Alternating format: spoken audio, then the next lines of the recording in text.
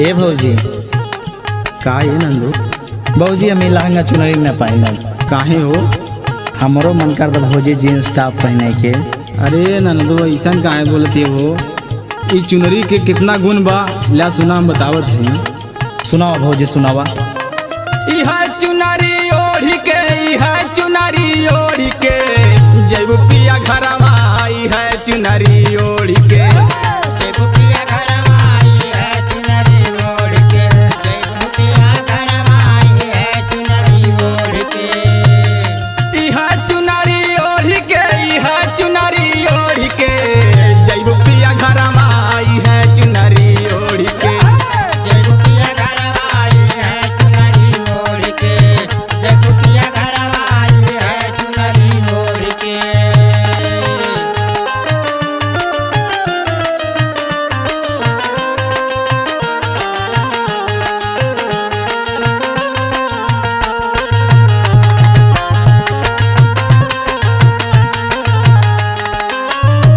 और सुना है नंदू।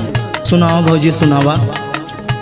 रची रची होई ननद तोहरो सिंगरवा हो तोहर सिंगरवा हो तोहर सिंगरवा हो तोहर सिंगरवा हो तोहर सिंगरवा हो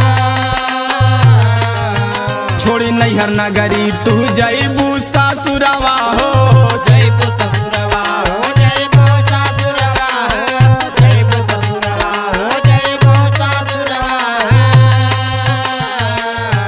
रची रची होई ननद तोहरो सिंगरवा हो छोड़ी नैहर नगरी तू जइबू सासुरवा हो।